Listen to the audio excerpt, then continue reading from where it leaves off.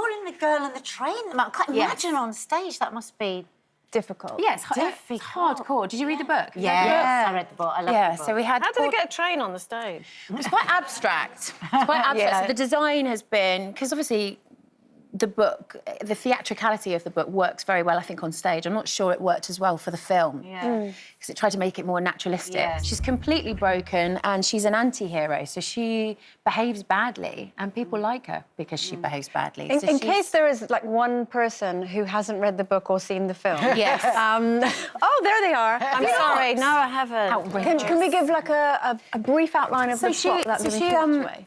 It's a woman who you kind of find her at her most kind of disorientated state. So she wasn't able to have children. She comes from a broken marriage. She's watched her partner now remarry and have a child. She's lost her job because of drinking. And she just rides around on trains. She drinks a lot. She's really dysfunctional. But she starts to fantasize about another life. And you know the way... I'm actually in the film, they set it in America, and I think that made it slightly more confusing because we all know those train journeys in the UK, you know, those Victorian and Edwardian houses, you see into people's lives. Can't help but look. And so she does that and she becomes fascinated with a couple. And then the woman from the couple goes missing and she kind of gets, she gets accused, really, because she drinks and she doesn't remember what she does, so she kind of blacks out. How easy She's very unruly. How easy is it to play someone who's a proper boozer like that? I find it really easy. Strangely. What I like, well, because it's funny, isn't it? Everyone kept saying to me, well, how are you going to play a drunk? I always think, you know, I've always found, you know, when people do drunk acting, I just find it a bit off-putting, you know, it's kind of the wobbly walk. And a bit obvious, It's a bit obvious. So I thought, well, actually, it's more about what you do when you're drunk. And what you do is you're uncensored. You say whatever you want, whenever you want. Also, people overplay it, and if you've experienced being around an alcoholic in any kind of way, actually, it's little things that give it away. Especially a functioning alcoholic. And a functioning alcoholic and a seasoned drinker, so they don't behave in the same way, you know. So for the first act of the play, I mean, she's tanked pretty much throughout the first act, and she's just very, she's very disturbed by what's happened to her. And you've said in quite a few interviews that you get your inspiration from film. Somebody said this. Is that not true? Well, no, I think what somebody said... Well, he's a great drunk, though, He does. He Somebody was does. saying to me, you know, when I talked about that, about drunk acting, and they said, well, who do you like? And I said, actually, one of the best drunk actors I've ever seen. And not just because he does it so well, but he does it in an environment where he's got, like, 2 seconds to prepare. You know, he's literally kind of thrown from one set. You're on a golf buggy, you get driven round from the other scene, and then you get literally kind of, you know, spat out onto the floor and then go, right, now cry. And he does it. He does it brilliantly. No, he is good. And he looks unpredictable and he looks broken when he's drunk. And I just think that's kind of a very cool thing. Now, obviously, you left EastEnders in a very dramatic way, but you also left it in a way that you can't come back again. No, not unless... unless there's a shower scene and it was all... They could find a way. I mean, Pat came back as a ghost for one episode, I don't know. Yeah, I mean, you saw the body, so I think that makes it slightly harder, you know. And it was really tough killing that character for me. It was for us, it was. I kept thinking, if I just rise to the surface of the swimming pool, they can't get me. I just Don't give them that end shot. Coming up and taking a breath. But obviously, you know, you formed some great friendships when you were on EastEnders. So we thought we'd give you a little bit of a EastEnders-style surprise. We are going to reunite you with Ronnie, Roxy. We're going to have a reunion. Please welcome Rita Simons.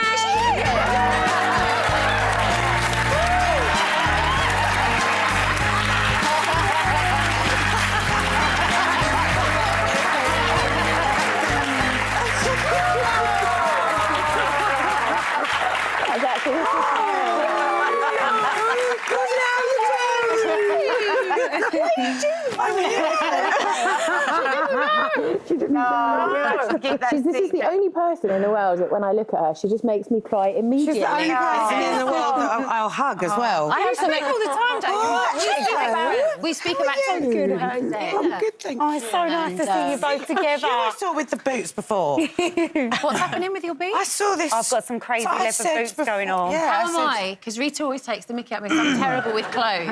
Well, today... Am I okay? Yeah, you're okay. I approve. One of the funniest stories we ever had was we had to do, were we bridesmaids in one of the shows? It was her fault, by the way. So we were Peggy's bridesmaids, and I think the wardrobe lady said, "Well, just you pick, Sam. We want you to be comfortable." And I will go for comfort all the time, not this one. So I picked these really. What were they? They were just kind of... They were lilac, insipid, blancmange, high-waisted, puffy toilet roll holders. And Rita said, "What have you done?" Honestly, and I kind of had my hair up in a little girl style. I mean, we just looked utterly demented. Demented.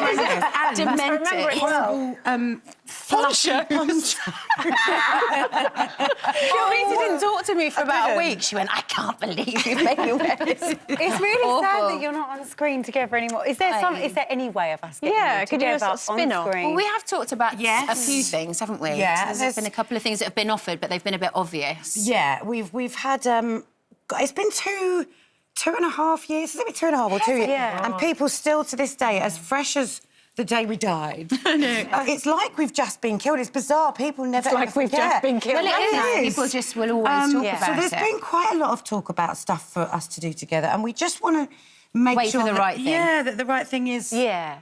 Because it's so special that the chemistry that we have. Darling, you're so good. You're really good. about the way that you left the show, then, both of you. I do. Cue headline. Sam is devastated and wants to return to EastEnders. There we go. The amount of times I've read that I'm desperate to come back. I'm all right, actually. I'm having a nice time. But no, we were devastated to kill our characters. We didn't want them to die, I don't think. And actually, there's something really weird about... So you get your call sheet. You're told what to do, aren't you? So you kind of act as actors. You're told what to do, and you're kind of employed for however long that engagement happens, and we know that that's the way it works. But when we found out, we were so shocked. So we walked around like in a trance, didn't we? And then we got to the set, and we saw the pool, and we both walked in, and we just kind of just like holding each other like this. And it was bizarre, wasn't it? And then we suddenly felt like people were murdering us. Well, then, friends. And we got a little bit territorial, and we were just like, well, we don't want to do it. And you know, and they're ours, aren't they? And then we got very confused about who the characters actually belonged to, because they felt like they were Maybe us. that was why it was time for you to go. Yeah, maybe.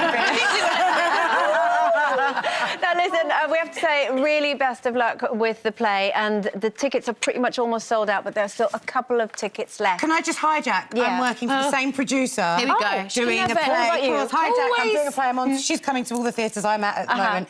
House on Cold Hill, we're touring for the year as well. Well done. Yes, well done, me. Good. Well, thank you to both of you for practically speaking for each other. Thank you for bringing this idiot to me. Thank you.